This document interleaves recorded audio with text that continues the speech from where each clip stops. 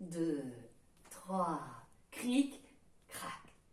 Quand on se promène à Paris et qu'on arrive près du Pont-Neuf, on peut voir sculptés sur le pont 384 mascarons.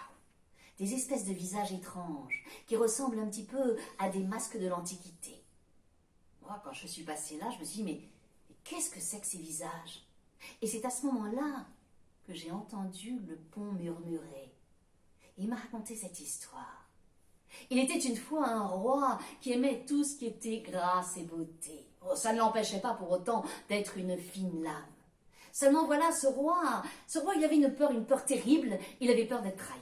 Ce qui fait qu'il s'entourait d'un certain nombre de chevaliers qu'on appelait ses mignons, qui choisissaient autant pour leur intelligence, leur beauté, mais aussi pour leur courage et leur force.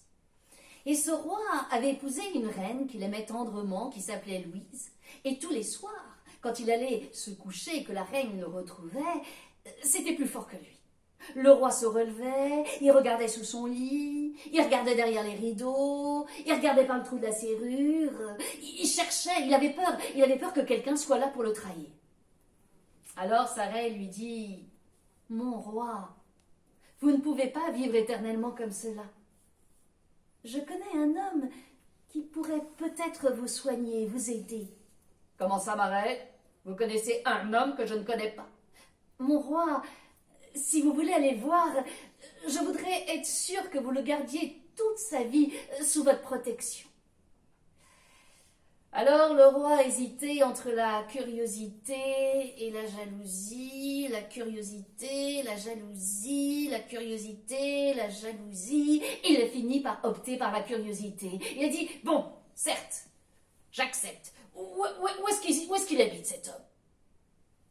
Quelques nuits plus tard, l'on a vu sortir du palais 5 chevaux.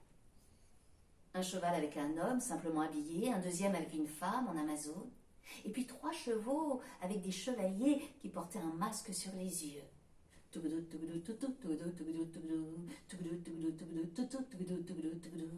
Ils ont traversé une forêt.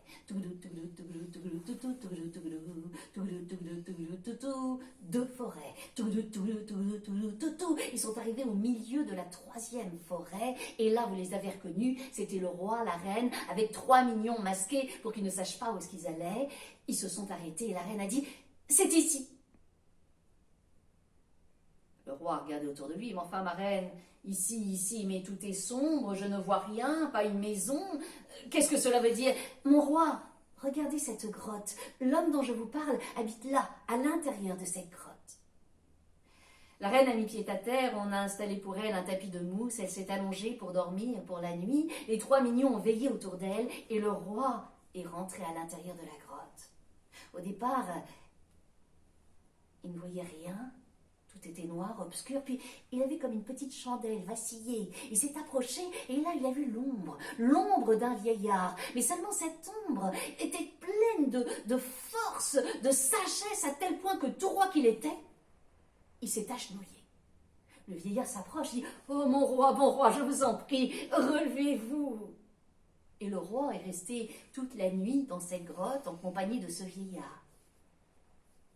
Le lendemain matin, quand le soleil se lève, le roi sort de la grotte. Il est tout joyeux, on a l'impression qu'il a dormi toute la nuit, il est en pleine forme, il va voir sa reine. Et « Ma reine, réveillez-vous, c'est merveilleux, vous allez voir, on va construire un pont, venez, réveillez-vous !» Et la reine se réveille, dit « Oh mon roi, oui, ah mais vous vous souvenez la promesse que vous avez faite, mon roi, vous allez protéger cet homme. Oh ma reine, cet homme est un homme merveilleux, je le protégerai toute ma vie durant. » Et ils remontent sur leurs chevaux et ils retournent au palais. À peine arrivé au palais, le roi en pleine forme convoque tous ses architectes, il convoque les artistes et dit « Messieurs, je vous ai convoqués car nous allons construire un pont.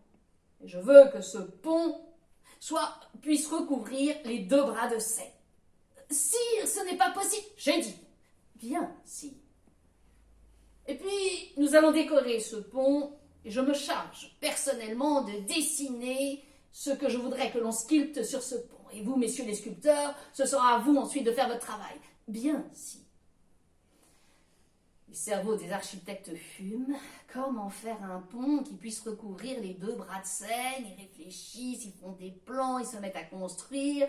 Pendant ce temps-là, le roi dessine, il donne ses dessins aux sculpteurs, et les sculpteurs sculptent sur le pont les mascarons. Le pont est achevé. Une grande fête est organisée et à cette occasion, tous les gens de la cour sont là, les chevaliers, les belles dames, c'est absolument merveilleux, jamais vu un pont si beau, ma chère, mais franchement, vous avez vu comme il est long, il ne tiendra pas, c'est sûr qu'il va s'écrouler, vous croyez, ma chère? Et pendant ce temps-là, les chevaliers regardent toutes ces sculptures et il y en a un qui dit: dites-moi, mon cher, vous ne reconnaissez pas dans ce visage, on dirait vraiment François, vous ne trouvez pas? Oh, puis il a regardé, mais c'est Guillaume Craché. Mais peut-être que le roi nous a représentés. Et voilà que les chevaliers vont voir le roi. Oh, sire, se pourrait-il que vous ayez fait l'honneur de nous représenter sur votre pont? Et là, le roi les toise et leur dit: messieurs, se pourrait-il que vous vous preniez pour des héros de l'Antiquité? Les chevaliers regardent leurs pieds et ne posent plus jamais de questions. Mais depuis la construction du pont, tous les jours, le roi va voir son pont. Et quand il ne peut pas, il envoie même quelqu'un le faire à sa place. Mais ce que personne ne sait, c'est que dans la grotte, le vieillard lui a dit: si vous voulez dormir sur vos deux oreilles, construisez un pont. Sur ce pont, représentez les visages de tous les hommes de votre cour, masquez-les un peu afin qu'ils ne se reconnaissent pas vraiment. Et quand vous verrez l'un de ces mi-visages s'effriter, vous saurez que la trahison vient de celui dont il porte le visage. Grâce à son pont, le roi a réussi à dérouter beaucoup de trahisons. Seulement voilà, il avait oublié de représenter une partie de la population. C'était le clergé. Et paraît-il que le coup fatal lui viendra d'un moine qui, sous prétexte de lui donner une missive, le poignardera en plein cœur. Du moins, grâce à son pont, le roi a pu dormir sur ses deux oreilles.